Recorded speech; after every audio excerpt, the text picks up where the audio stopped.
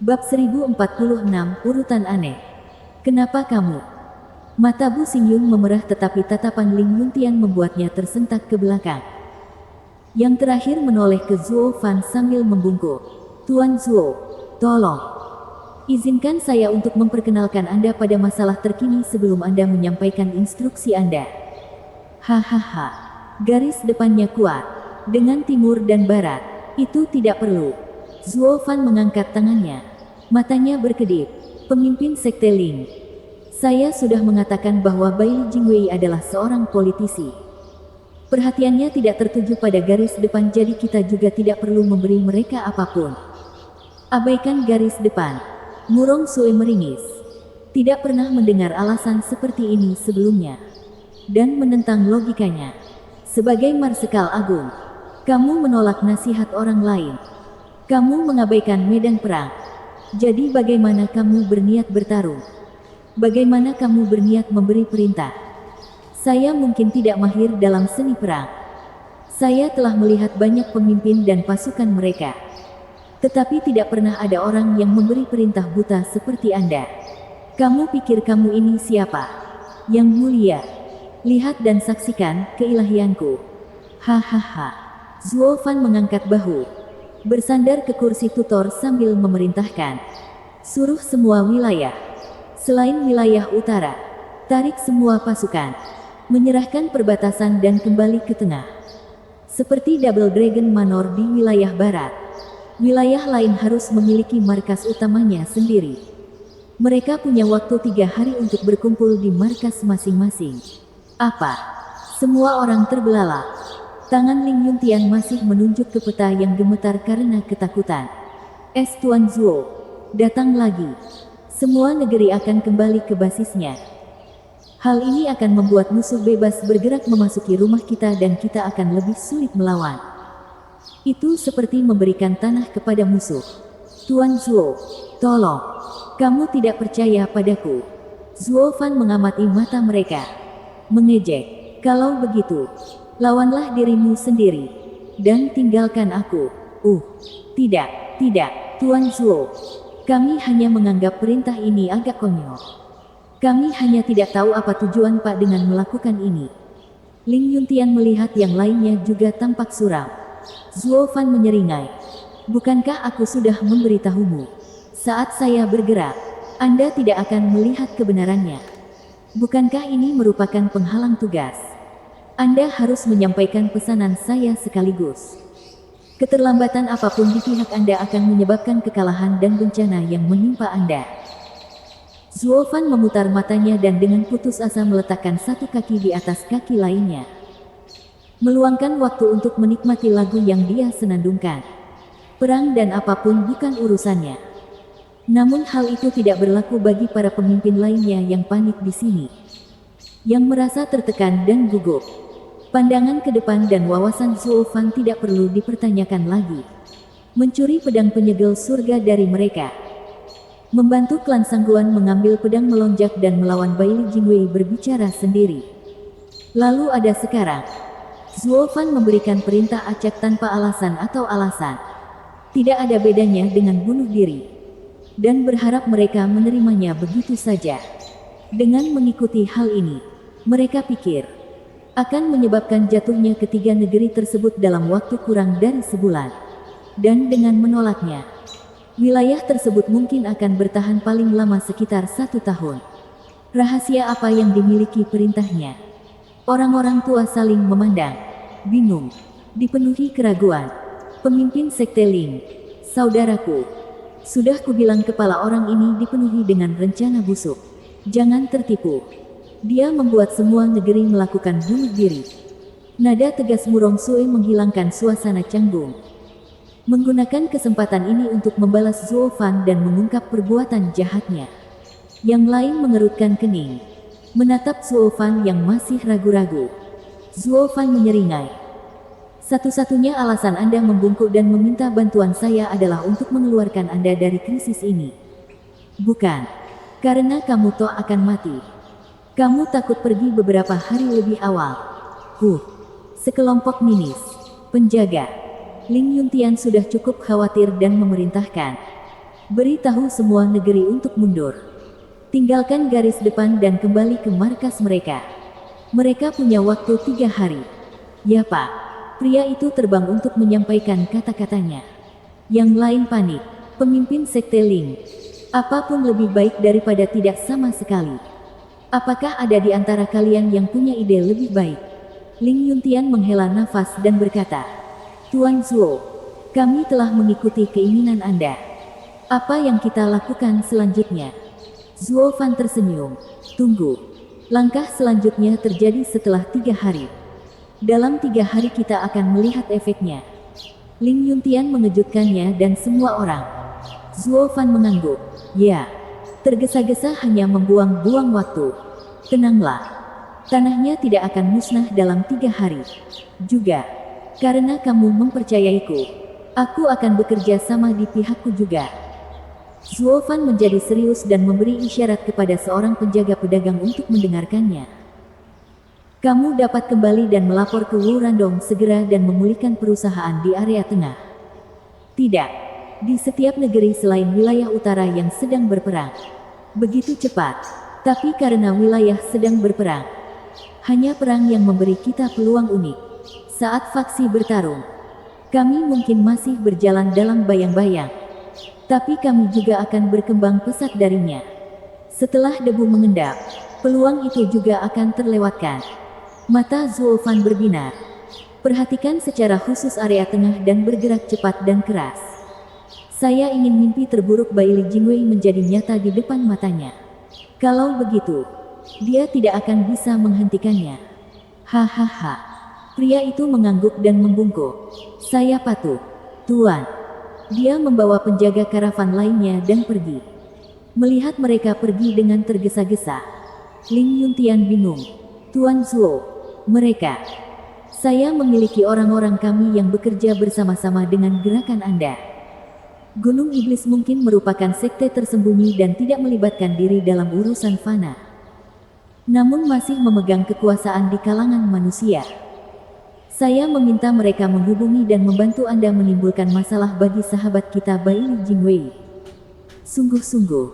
Ling Yuntian bersinar dengan gembira dan membungkuk. Saya merasa sangat tersanjung karena Gunung Iblis menawarkan bantuan. Terima kasih, Tuan, atas segalanya. Yang lain juga senang. Senang mereka membuat pilihan yang tepat dengan menempatkan Zuo Fan sebagai pemimpin pasukan aliansi. Dia bahkan melibatkan sektenya, yang patut dirayakan. Zuo Fan merendah. Bukan apa-apa. Hanya beberapa kekuatan fana. Meskipun sekteku tersembunyi dan jauh dari urusan fana. Hahaha. Ini bukan untuk membantumu dengan cara apapun. Hanya memperluas kekuatanku saat aku melakukannya. Aku bukan dapur umum jadi aku tidak bekerja secara gratis. Haha. Zuo Fan memutar matanya. Sementara Murong Sui menatapnya dengan penuh perhatian. Seperti melihat penjahat. Permainanmu tidak akan berhasil. Tidak saat aku mengawasi setiap gerakanmu. Di wilayah barat, pemimpin aliansi Luo Yunhai bersama Suge Changfeng, Leng Wuchang dan Yu Ming berada di tenda komando mendiskusikan rencana sambil menghela nafas. Teman-teman, sudah 3 hari yang panjang untuk menganalisis dan mencari tahu. Apakah kamu tahu cara melawan musuh? Luo Yunhai tampak kuyu saat dia berbalik ke arah para pembantunya. Ketiganya menggelengkan kepala karena tidak berdaya. Yu Ming adalah orang yang paling ahli dalam bidang militer dan menunjuk ke arah kam musuh di peta. Musuhnya adalah Raja Pedang Sitar. Tidak memiliki latar belakang militer dan tidak tahu apapun tentang memimpin prajurit. Peringkat mereka juga tidak ketat. Orang lain akan dengan mudah melawan mereka. Tetapi mereka memiliki keunggulan dalam hal kekuatan. 20 juta orang mereka adalah yang paling ahli. Dengan Raja Pedang Sitar yang terkuat di antara mereka semua. Mampu melawan ribuan orang.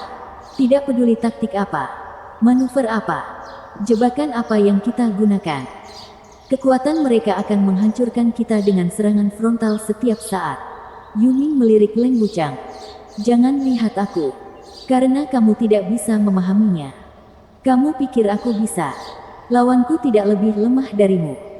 Leng Wuchang menghela nafas dan menggelengkan kepalanya. Semua strategi didasarkan pada taktik terbuka dan terselubung. Secara terang-terangan menganggap formasi. Sementara secara sembunyi-sembunyi menyembunyikan niat untuk mendapatkan hasil yang buruk. Namun, saat Raja Pedang Sitar memimpin pasukan, seorang praktisi, ahli strateginya tidak lain adalah pejabat terbaik di wilayah pusat, Baili Jingwei. Dia ahli dalam hal terang-terangan dan sembunyi-sembunyi. Tidak mungkin menangkap kelemahan apapun untuk dieksploitasi. Saya telah melihat situasinya dan Baili Jingwei telah membuat penempatannya tidak dapat dipecahkan. Satu-satunya kesempatan yang bisa kukumpulkan adalah dari belakang. Belakang, ya. Dia menyerang 4 negeri dengan masing-masing pasukan sehingga negeri itu tidak punya waktu untuk melakukan hal lain. Sebuah pukulan hebat. Keempat negeri tidak bisa lagi saling menjaga dalam hal ini. Tapi karena hal inilah dia membiarkan punggungnya terbuka. Kita perlu membuat keributan di belakangnya dan akan memaksanya mundur karena panik. Leng Wuchang berbicara dengan sungguh-sungguh, sambil menunjuk ke peta. Namun, semua jalan keluar dari 4 negeri diblokir. Siapa yang akan mencapai belakangnya? Itu sebabnya satu-satunya kelemahan tidak bisa dimanfaatkan. Pasukan Baili Jingwei berbaris sekuat tenaga ke arah kami, menjebak kami dan tidak memberikan ruang bagi kami untuk menang. Bab 1047, Rahasia Surga. Luo Yunhai mengabaikan peta taktis dengan sangat khawatir. Ya, dengan 4 negeri yang diserang, memanfaatkan garis depan untuk mendapatkan kesuksesan adalah suatu kemustahilan. Pak Leng, adakah kemungkinan kita bisa menyerang jantung area tengah? Rumor, perpecahan dan penaklukan, atau taktik apapun untuk menimbulkan keraguan dan menghancurkan serangan militer mereka. Baiklah. Leng Wuchang menggelengkan kepalanya, menoleh ke arah Suge Changfeng, menyerahkan tongkat estafet. Kepala klan. Suge Changfeng pernah menjadi Perdana Menteri sebuah kerajaan. Dia jauh lebih cocok untuk ini. Hahaha. Luo Yunhai memandang Suge Changfeng dengan harapan. Pengurus besar klan Luo. Suge Changfeng memutar matanya dan menghela nafas. Tuan Leng, kamu sangat licik. Mengetahui bahwa belum ada solusi yang menyeretku ke dalam masalah ini. Apakah kamu mengejekku? Leng Wuchang menunduk sambil tersenyum. Steward Suge, tidak ada kelemahan yang bisa kita manfaatkan di dalam hati mereka juga. Mata Luo Yunhai bergetar dan hatinya jatuh. Suge Changfeng merenung sebelum menghela nafas. Kepala klan, maafkan ketidakmampuan saya. Kerajaan Bintang Pedang telah menjadi negara yang membingungkan sejak awal berdirinya. Taktik normal tidak berhasil. Di kerajaan normal, kaisar akan terus-menerus berbeda pendapat dengan para pejabatnya. Satu pihak berusaha untuk memperbaiki pihak lain. Dan meskipun serangan militer langsung tidak akan membuahkan hasil, menghasut pihak musuh akan mengadu domba mereka. Luo Yunhai mengetahui hal ini dengan sangat baik. Ayah baptisnya adalah korbannya. Dia benci kecurigaan antara tuan dan rakyatnya. Tapi dia juga tahu nilainya. Di kerajaan manapun, sekuat apapun, kecurigaan antara penguasa dan pejabat akan menyebabkan kesalahan yang menyebabkan keruntuhan. Seseorang dapat memiliki seorang komandan yang saleh dan pejabat yang sempurna. Selama kaisar tidak mempercayai mereka, dia akan melakukan semua yang dia bisa untuk membebaskan hidup mereka. Yang terjadi selanjutnya adalah negara musuh mengalami kesulitan sementara krisis dapat dihindari. Dalam situasi ini, Luo Yunhai, seorang pria sederhana, menganggap taktik licik ini paling masuk akal. Bagaimanapun, semuanya adil dalam cinta dan perang. Kemenangan adalah yang terpenting. Tanpa ada taktik yang bisa dihindari, baik secara terang-terangan maupun terselubung. Meski dilihat dari penampilan Suge Changfeng, taktik seperti itu tidak akan berhasil. Kepala klan, Kaisar Baili Jingxi tidak kalah mampunya dengan Baili Jingwei, sehingga membuat taktik seperti itu sia-sia. Tapi intinya adalah struktur kerajaan Bintang Pedang, tidak seperti kerajaan pada umumnya. Dan menabur perbedaan pendapat tidak akan berhasil. Kaisar dan Perdana Menteri ditunjuk oleh Baili Yutian. Hal ini menyebabkan tidak adanya konflik di antara keduanya dan dengan demikian tidak ada kecurigaan. Suge Changfeng menghela nafas. Kaisar tidak takut pada menterinya. Dan hal yang sama juga berlaku pada menterinya. Keduanya bekerja sama. Bagaikan naga berkepala dua dalam memerintah kesultanan. Dan bahkan jika melalui tindakan perbedaan pendapat yang tidak masuk akal, komando militer Baili Jingwei tidak akan terpengaruh oleh kaisar. Satu-satunya target yang tepat untuk perbedaan pendapat adalah Invincible Sword. Sayangnya, dia orang gila. Menganggap dirinya berada di puncak dunia dan bahkan menemukan kerajaan bintang pedang di bawahnya. Memberitahu dia bahwa Baili Jingwei menentangnya. Dia tidak akan mempercayainya. Atau bahkan peduli dengan hal itu. Dia yakin bahwa tidak ada apapun di dunia ini yang dapat membuatnya jatuh dan karenanya tidak ada yang penting. Ya, pedang tak terkalahkan sangat arogan. Yang membuatnya menjadi target perbedaan pendapat yang lebih buruk karena dia tidak peduli sejak awal. Tidak peduli bagaimana keadaannya. Leng Wuchang ragu-ragu. Ketakutan adalah emosi termudah yang dapat dimanfaatkan seseorang. Tanpa itu, dia tidak akan berdebat dengan orang jahat.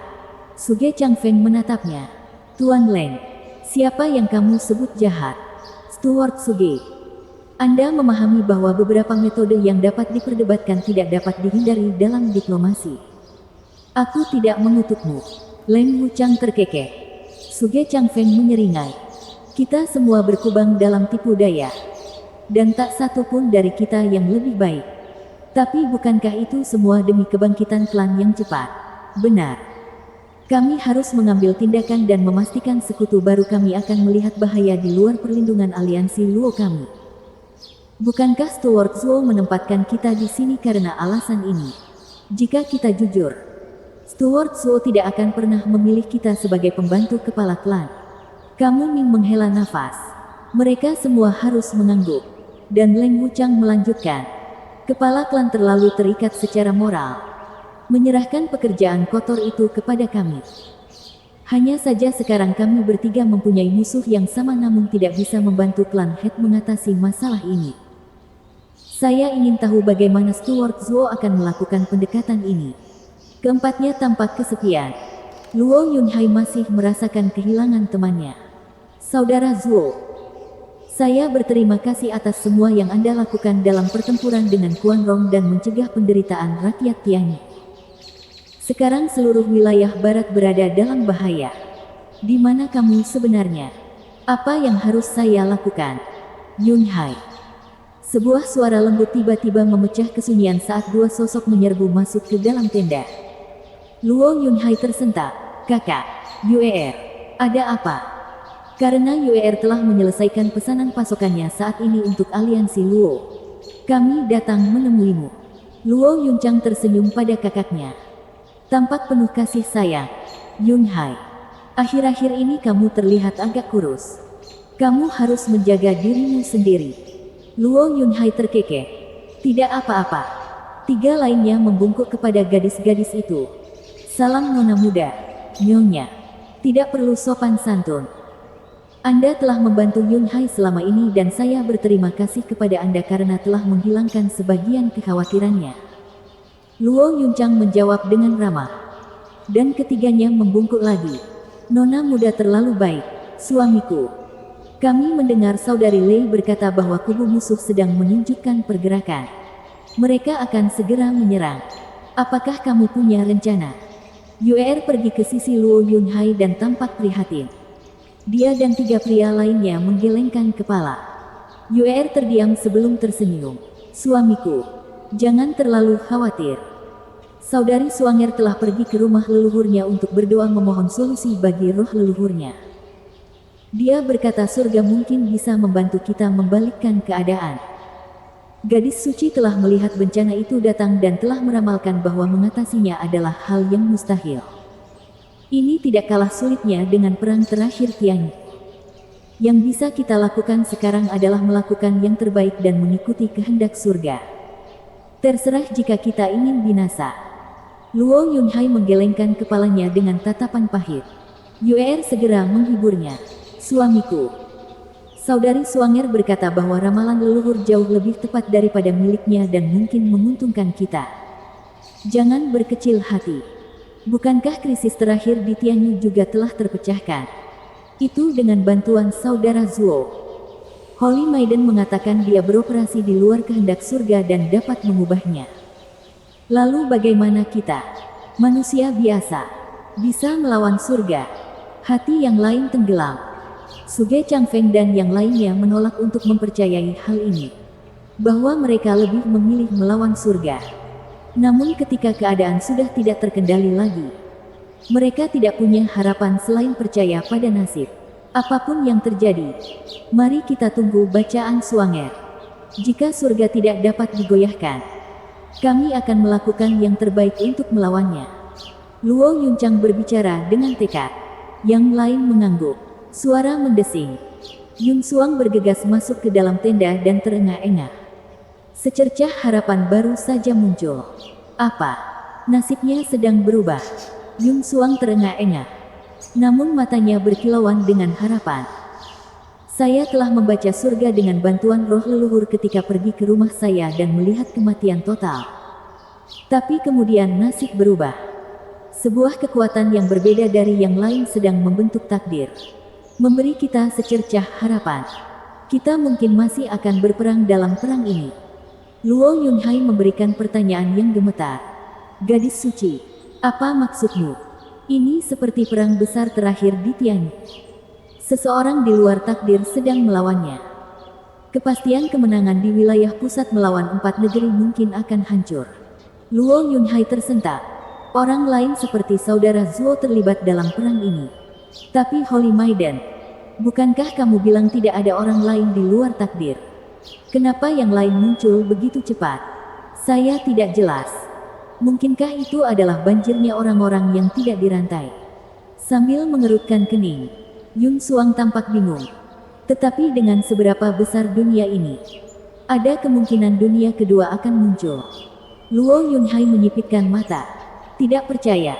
Manusia dilahirkan antara langit dan bumi. Betapa kebetulannya hal ini. Seseorang yang berada di luar takdir muncul tepat ketika kebutuhannya sangat mendesak. Teman-teman, saya punya firasat kuat bahwa orang ini kita kenal. Seolah-olah Luo Yunhai terdiam. Bahkan dia merasa tebakannya keterlaluan. Kekecewaan mereka akan terlalu besar jika terbukti palsu. Namun matanya berkaca-kaca. Jantungnya berdebar kencang. Saudara Zuo, apakah kamu sudah kembali? Bab 1048 kembali. Marsekal Luo, pesanan sudah tiba. Seorang tetua masuk ke tenda komando saat dia menggelegar. Tatapan penuh harap, rasa ingin tahu, dan tegang membuatnya terdiam. Ada apa? Luo Yunhai tersenyum dan berkata, Komandan Tuba, perintah mendesak apa yang sedang Anda jalankan di sini? Baiklah, Tuo Batishan. Kamu cukup sombong ketika diundang ke aliansi Luo dan bahkan memberi kami banyak syarat.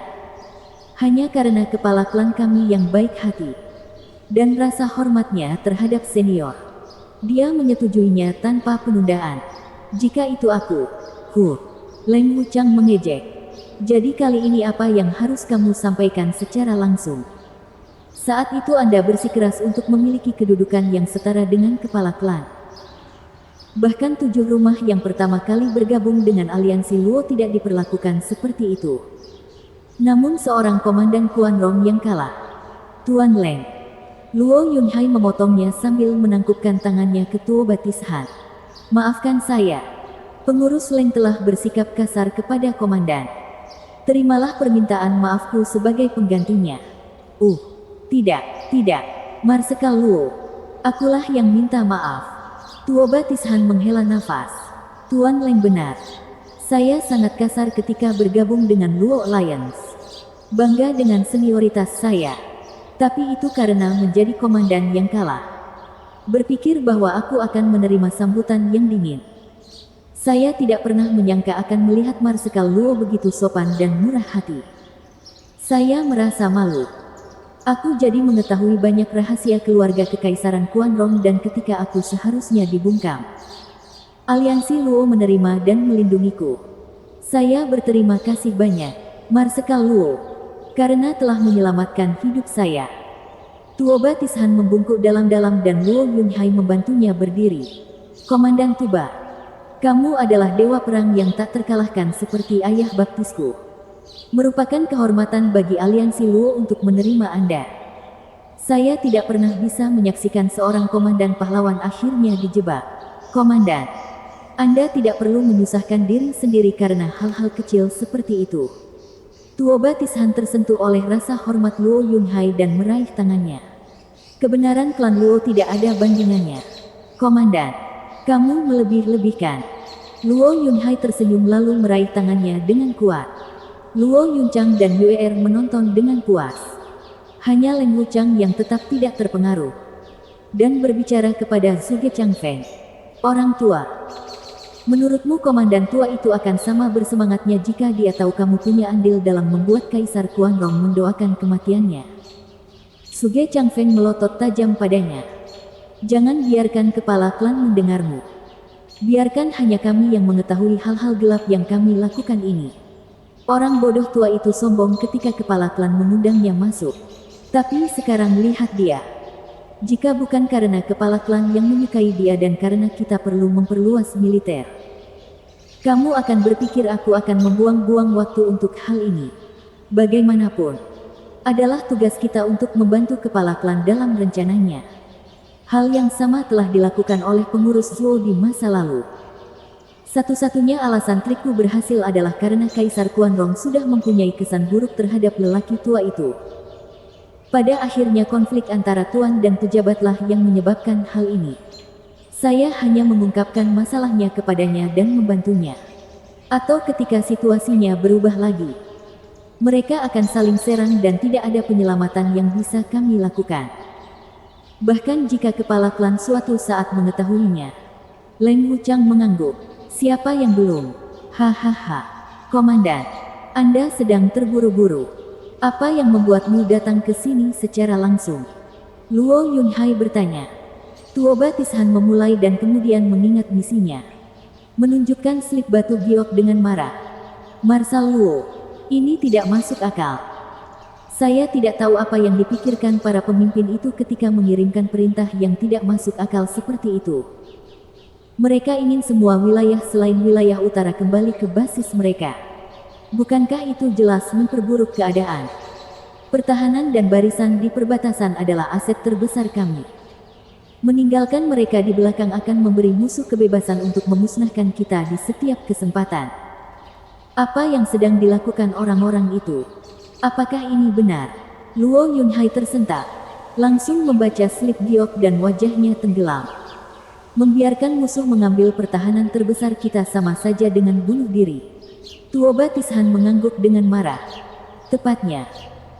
Orang-orang bodoh itu belum pernah menginjakkan kaki di medan perang dan sekarang mereka mulai memberi perintah kepada kami para jenderal berpengalaman. Kekalahan kami sudah pasti sekarang. Meski bertahan pun tidak menjamin kemenangan.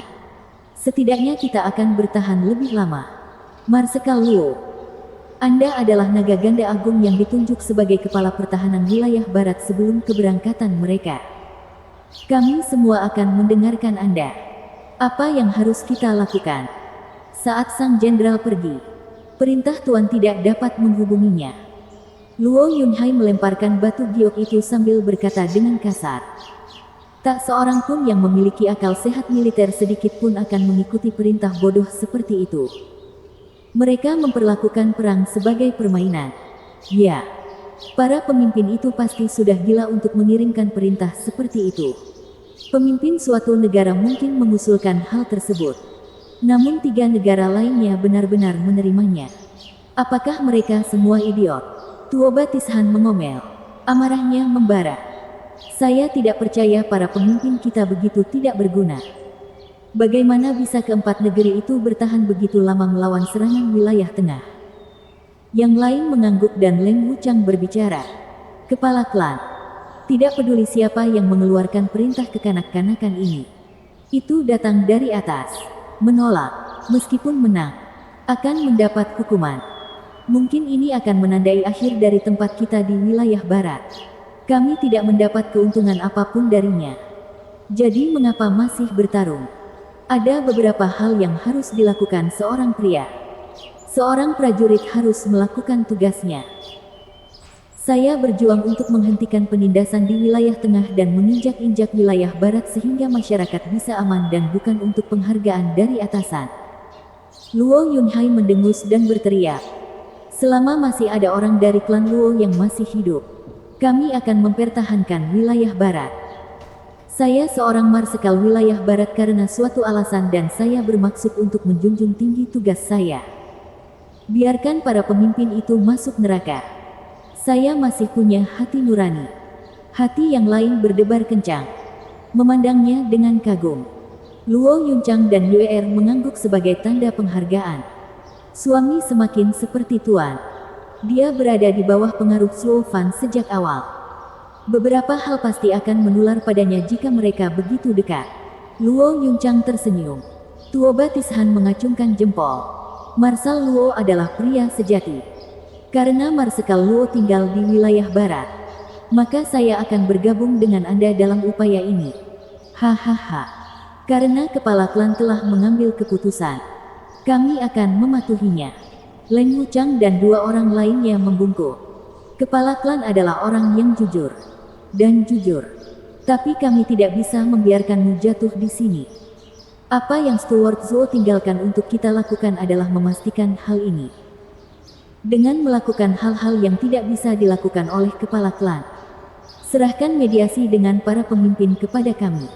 Namun sebelum itu, kita perlu memahami apa yang mereka pikirkan. Panglima Tuba, pemimpin mana yang mengusulkan? Siapa yang menentang dan siapa yang menyampaikan? Kami membutuhkan gambaran yang jelas untuk melepaskan kepala klan dari noda pelanggaran perintah. Tuoba Tishan mengerutkan kening. Saya juga tidak yakin. Saya meminta seseorang menyelidiki ketika pesanan datang. Sekarang sudah 1 hari. Aku ingin tahu otak siapa yang busuk hingga mengirimkan perintah bodoh seperti itu. Hak apa yang dia miliki untuk memerintahkan kita? Laporan. Sebuah teriakan mengumumkan kedatangan seorang penjaga. Tuoba Tishan menyeringai. Ini dia datang. Hehe, masuk. Suara mendesing. Prajurit itu berlutut di depan mereka dan berbicara. Marshal Luo, Komandan Tuba. Para pemimpin telah memberi kami balasan ke sumber perintah tersebut. Ini dari Marsekal Agung Aliansi yang baru diangkat. Murid pertama di negeri barat. Zhuo Fan. Apa? Semua orang ternganga. Zhuo Fan. Dia tidak diganti namanya. Kan? Tidak. Dia bilang dia murid terbaik di wilayah barat. Yue Er memulai lalu menjadi bersemangat. Itu Master. Dia hidup. Hanya dia yang terbaik di wilayah barat. Satu-satunya yang mengalahkan Yelin. Luo Yunhai gemetar karena kaget. Tetapi kemudian menjadi sangat gembira hingga dia menangis. Aku baru tahu saudara Zhuo, pria di luar takdir, telah kembali. Ya, hanya dia yang berada di luar pengaruh surga. Suanger berseri-seri. Aku harus merepotkanmu sekali lagi, Steward Zhou, untuk menyelamatkan orang-orang. PR, loh jadi kita akan menarik kembali semua bahasa yang memfitnah itu. Haha. Bab 1049, lawan. Wu. Luo Yunchang tidak bisa lagi menahan emosinya. Dia telah menitikkan begitu banyak air mata pahit selama bertahun-tahun dan sekarang tidak dapat menahan tangisnya lagi. Yue Er menghiburnya. Saudari Yunchang, hidup Tuan adalah hal yang baik. Mengapa? Bajingan busuk itu. Dia tidak mengirimkan sepatah kata pun tentang keadaannya. Membiarkan kita mengira dia telah pergi. Bahkan mayatnya hancur. Menyeka air mata. Luo Yunchang merengek tetapi matanya menari-nari kegirangan. Dengan sedikit kebencian tersembunyi di dalam. Aku akan menemukan orang mati itu dan meminta dia mengembalikan bunga yang dia miliki padaku selama bertahun-tahun dan lebih banyak lagi. Yang lain tersenyum. Dan Yun Suang tampak bahagia saat dia berkata, Saudari Yunchang, kamu bukan satu-satunya gadis yang berhutang pada saudara Zhuo. Apakah kamu sudah mempersiapkan diri? Luo Yunchang tersipu dan memelototinya. Baiklah, kamu boleh datang. Tentu saja. Kakek menyuruhku tinggal di sisinya dan membantunya. Jadi ikut serta adalah hal yang wajar. Suanger terkikik. Tuoba Tishan mengusir prajurit itu lalu berkata, "Nona Luo, saya harap Anda tidak keberatan. Tapi bawalah Lianer juga. Sejak Zuofan meninggalkan kami 5 tahun lalu, Lianer tidak bisa lagi tersenyum. 5 tahun yang lalu." Luo Yuncang menatapnya dengan aneh. "Komandan Tuba, mungkinkah Anda salah? Setelah Perang Tianyi, Zuofan pergi ke Sekte Perencana Iblis. Lalu membuat namanya terkenal di Istana Naga Ganda sebelum dia terjebak dan kehilangan nyawanya.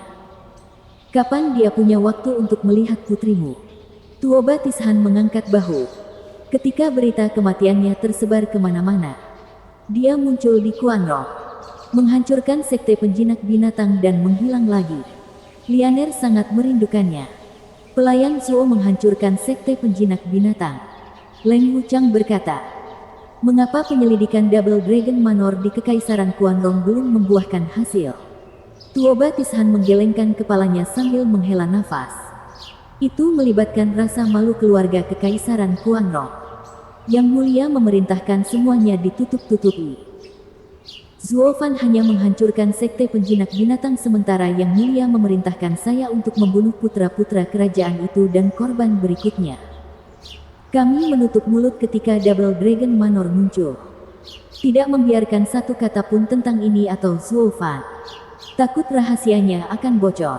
Akhirnya, Yang Mulia ingin membunuhku untuk membungkamku juga. Tapi itu semua berkat aliansi Luo aku bisa hidup bersama keluargaku. Ya, kami mendapatkannya dari sini. Leng Wuchang memotongnya. Saya hanya ingin menanyakan satu hal. Komandan telah menjadi salah satu dari kami sejak Anda bergabung dengan aliansi Luo. Anda tahu tentang kelangsungan hidup Steward Zuo dan melihat anak muda itu kesakitan. Jadi mengapa Anda tidak mengatakan apapun? Ya, kenapa tidak? Luo Yuncang menatap tajam ke arahnya. Saya selalu menghormati Anda, senior. Namun Anda begitu kejam. Mengapa kamu tidak membicarakan hal ini kepada kami semua? Mereka semua mengelilinginya dengan tatapan buas. Kebenaran dan sikap lurus klan Luo yang biasa memaafkan segalanya. Kecuali kali ini, mereka pantas bersikap licik sekali saja. Anda tahu betapa kami sangat peduli pada Steward Zuo namun Anda tidak mengatakan apa-apa.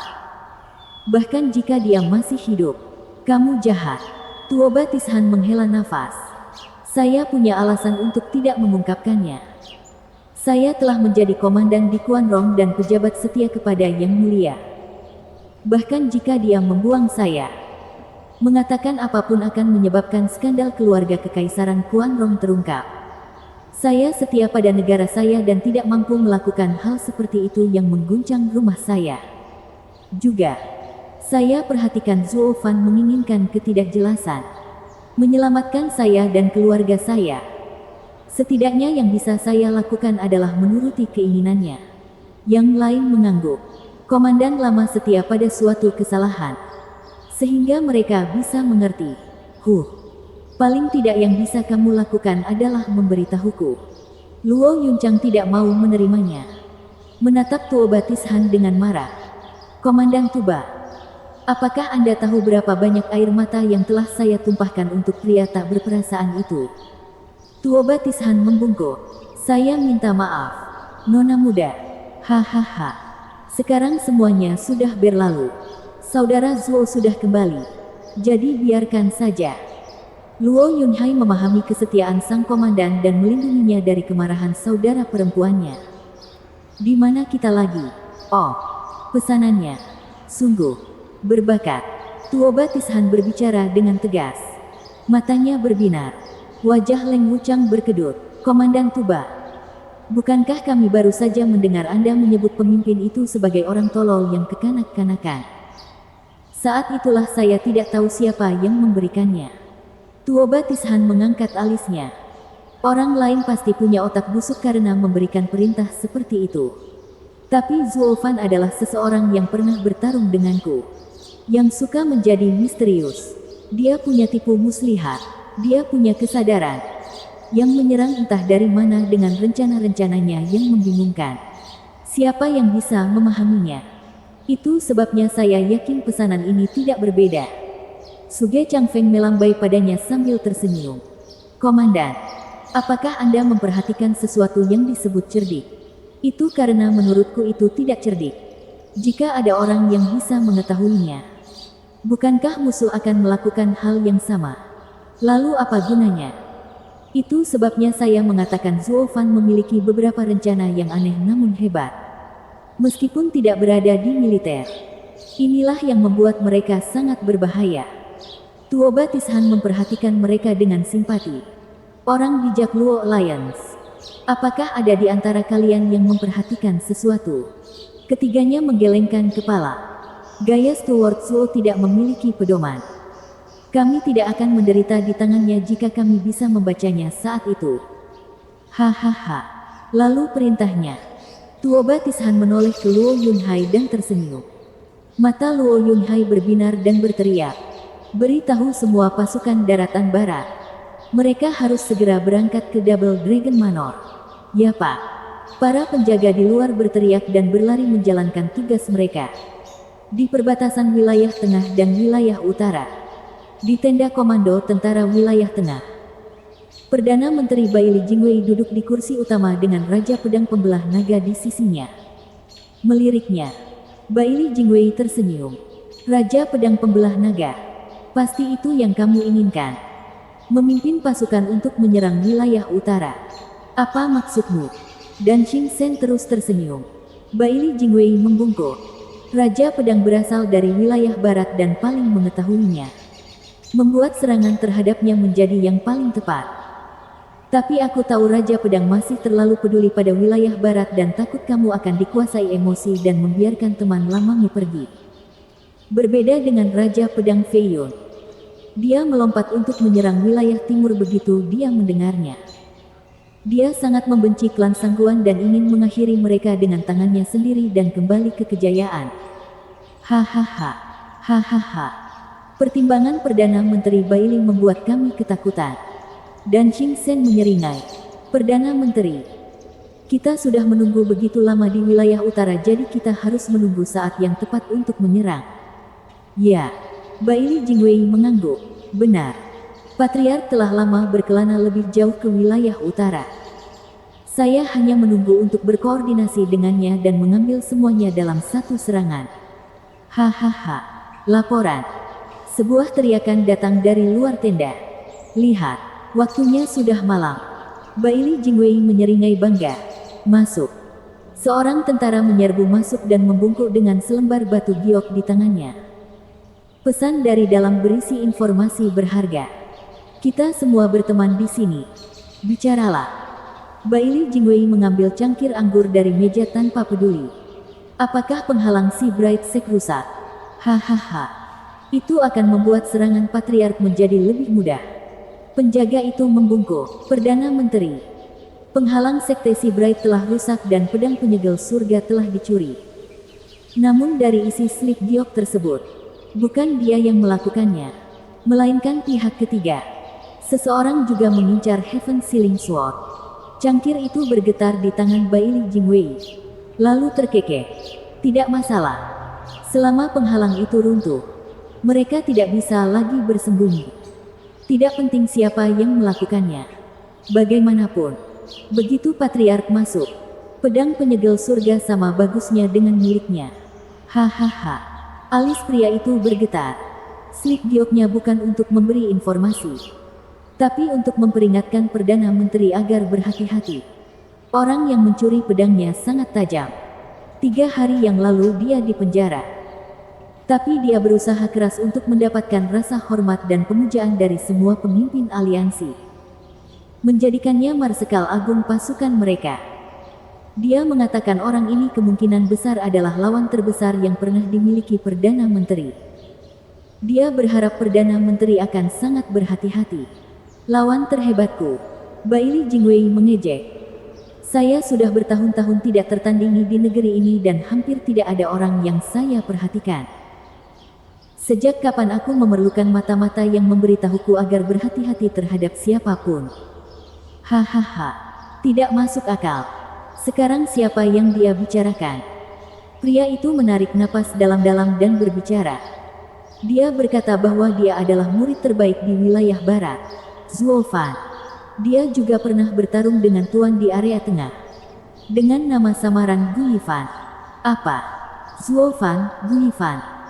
Tangan Baili Jingwei berkedip dan mengeluarkan secarik batu giok. Tapi kemudian dia menunjukkan senyuman gila. Saya menyuruh orang menyelidiki wilayah barat untuk menyelidiki Gu Yifan. Hanya untuk menemukan seorang jenius dari dunia lain. Zuo Fan. Aku tahu mereka satu dan sama. Hahaha. Bagus. Dia memang musuh yang baik. Kita bertemu lagi. Hanya saja kali ini. Kita akan melihat siapa yang akan menguasai sepenuhnya tanah itu. Musuh lama. Bab 1050, langkah selanjutnya. Tangan tua itu gemetar. Tapi saat keterkejutan awal memudar, dan Qing Shen meringkuk di bibirnya. Komandan musuh adalah Gu Yifan. Ya, atau lebih baik lagi, Zuo Fan. Hahaha, bersandar di kursinya. Baili Jingwei menghela nafas. Matanya berkedip karena kegembiraan. Dan Qing Shen menghela nafas. Sulit dipercaya dia masih hidup dan sekarang menjadi musuh kita. Dari kelihatannya, Perdana Menteri, Anda tampaknya cukup senang mengetahui orang yang sama yang Anda bersikeras untuk bunuh terakhir kali. Kini masih hidup dan bertanggung jawab atas militer aliansi. Ya, aku ingin dia pergi karena bahaya yang dia wakili. Namun setelah melihat perang benar-benar berakhir, saya merasa kehilangan dan menyesal. Musuh sebaik itu hanya bertemu sekali, namun aku bahkan tidak bisa bertanding secara jujur dan sejati dengannya. Sungguh memalukan. Kemudian saya mengetahui bahwa dia selamat. Dan meskipun merasa kesal, emosi yang paling menonjol adalah kegembiraan. Sekarang lihat seberapa cepat kita kembali bertarung satu sama lain. Dan kali ini kita akan mengadakan pertandingan sesungguhnya. Dengan kerajaan bintang pedang melawan 4 negeri. Selain para ahli, kekuatan militernya hampir sama. Itu tergantung pada kita dan taktik kita. Hahaha. Meskipun sudah jelas dengan pengerahan Perdana Menteri bahwa Anda lebih unggul. Sampai-sampai hanya dalam beberapa langkah Anda akan siap menyerang. Sementara dia memiliki banyak langkah yang harus dikompensasi untuk mengejar penempatan Tuan. Perang tampaknya telah selesai sejak dimulai. Dia akan kesulitan membalikkan keadaan dengan begitu sedikit waktu yang dimilikinya. Dan Qing Shen tersenyum. Baili Jingwei tersenyum. Dunia ini tidak adil. Saya mungkin memiliki keuntungan sekarang. Tetapi kami berdua memiliki aset yang kurang lebih sama. Asetnya hampir sama dengan saya. Itu semua berkat keahliannya mengatasi bahaya. Hahaha. Raja Pedang Pembelah Naga. Menurutmu siapa yang akan menang kali ini? Perdana Menteri. Kenapa malah bertanya? Bukankah aku memimpin pasukan melawan wilayah utara? Apakah saya tidak ingin menang? Alis dan Qing Shen bergetar. Baili Jingwei menatapnya lama lalu tertawa terbahak-bahak. Matanya bersinar. Raja Pedang Pembelah Naga. Aku hanya ingin mendengar pendapatmu tentang hal itu. Terakhir kali, pria itu benar-benar melarikan diri dengan licik tepat di depan mata kami. Ini adalah kehilangan yang tidak akan pernah saya lupakan. Saya baru saja mengikatnya di tali. Digantung dengan seutas benang. Jadi bagaimana saya bisa membiarkannya lolos? Baili Jingwei tersenyum pada Dan Qing Shen, yang terakhir merasakan hawa dingin di dalam. Baili Jingwei tidak menyalahkan siapapun. Tetapi keraguan muncul mengenai peran Dan Qing Shen dalam kelangsungan hidup Zuo Fan. Dan Qing Shen menyipitkan matanya. Pikirannya memproses. Sementara Baili Jingwei balas menatap dengan senyuman samar. Laporan. Sebuah teriakan tiba-tiba memecah suasana canggung ketika seorang tentara bergegas masuk dan berlutut. Dia memegang 3 slip giok. Perdana Menteri, Raja Pedang. Medan perang di 3 negeri telah mengirimkan slip giok. Tentara Timur, Barat dan Selatan semuanya mundur. Mereka menunggu perintah Perdana Menteri. Baili Jingwei tidak pernah mengalihkan pandangannya dari Dan Qing Shen saat dia terkekeh. 3 negeri bergerak menjadi satu. Kemudian orang itu mulai bergerak. Raja Pedang Pembelah Naga. Apa pendapatmu tentang itu? Meninggalkan perbatasan berarti mereka membuang posisi pertahanan mereka. Sekarang kita bisa langsung masuk dan merebut tanah itu dalam satu gerakan. Menuangkan minuman untuk dirinya sendiri. Dan Ching Sen berbicara. Hanya tindakan bunuh diri seperti itu yang tidak masuk akal. Jatuhnya perbatasan wilayah berarti sekte dan klan berdiri sendiri. Tanpa ada yang berdiri di belakang mereka untuk membantu mempertahankan wilayah mereka. Bahkan orang biasa pun tidak akan memberikan keputusan bodoh seperti itu. Apalagi bajingan Sinting itu. Menurut saya, ada tipuan yang sedang terjadi di sini. Baili Jingwei tersenyum dan mengangguk. Ya, Raja Pedang Pembelah Naga benar. Dengan kelicikannya, dia tidak akan pernah mengambil keputusan gegabah seperti itu. Dia pasti punya rencana. Atau, mata Baili Jingwei bersinar dengan kemungkinan lain. Memberikan gambaran bahwa dia memilikinya. Maksudnya itu apa? Memadukan kenyataan dengan ilusi adalah bagian dari peperangan. Baili Jingwei menjelaskan. Kekuatan ketiga negeri tidak memiliki peluang melawan kekuatan kita. Paling lambat akan kalah dalam 1 tahun.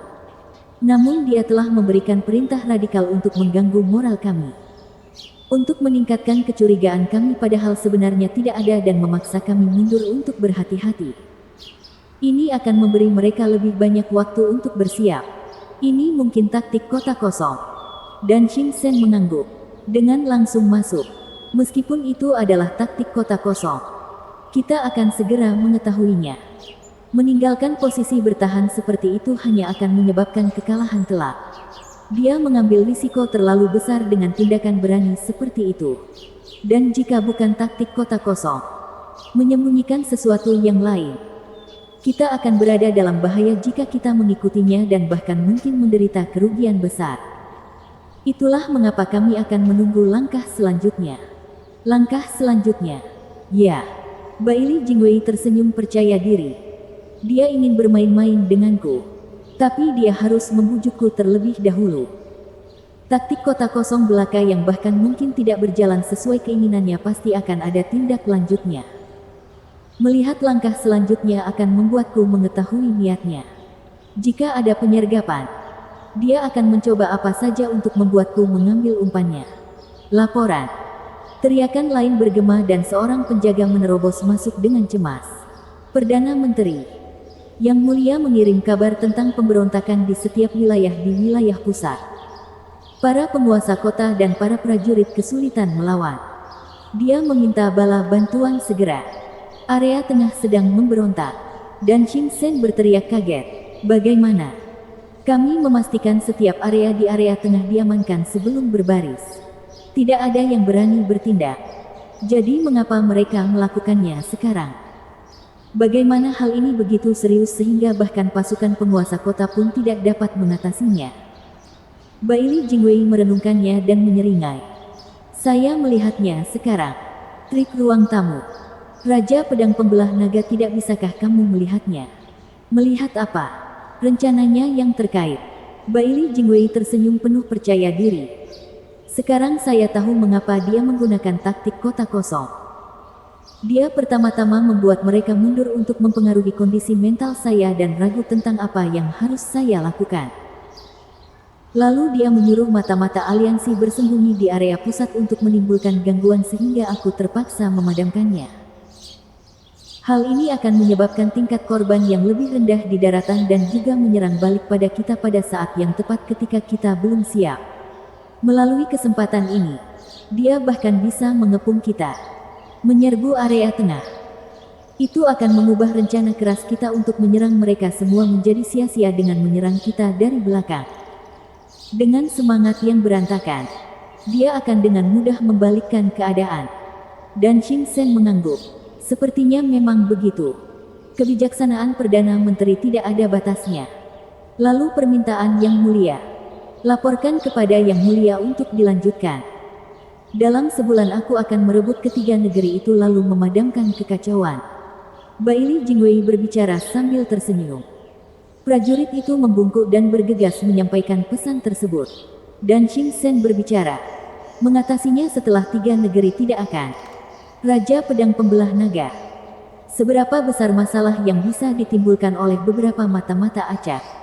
Bahkan berpikir untuk menggulingkan inti kerajaan bintang pedang kita. Hahaha. Bailey Jingwei tidak peduli sama sekali. Itu semua adalah taktik Zuo Fan untuk membagi kekuatan kita. Tapi aku terlalu pintar untuk tertipu. Selain itu, aku pasti akan membuatnya menderita karena menggunakan taktik kotak kosong padaku. Beritahu ketiga Raja Pedang untuk berbaris menuju 3 negeri secara langsung. Saya ingin mereka mengambil alih markas mereka dalam waktu 1 bulan. Ya Pak. Seorang tentara di luar menjawab dan pergi. Mata Bailey Jingwei bersinar penuh kemenangan melihat ekspresi termenung dan Xing Shen. Di aula utama Sekte Terang Laut, Zuo Fan bersantai di kursi utama dengan kebosanan yang tak terkatakan. Di sekelilingnya ada orang-orang tua yang sama-sama panik dan putus asa. Laporan. Seorang murid bergegas menghampiri mereka dan membungkuk. Yang lain langsung bertanya, "Ada apa?" "Ada laporan dari depan. Kerajaan Bintang Pedang di wilayah tengah sedang memberontak. Dan Kaisar meminta bala bantuan kepada Bailey Jingwei." "Apa?" Mereka semua menatap ternganga lalu menatap Zuo Fan dengan wajah cerah. "Bagus, Tuan Zuo. Gunung setan yang luar biasa bahkan menimbulkan kekacauan di jantung area tengah. Bailey Jingwei sekarang tidak punya pilihan selain kembali." Hahaha. Tetapi, murid itu melanjutkan dengan tatapan sedih. Pengintai mengatakan Bailey Jingwei tidak mengindahkan perintah Kaisar.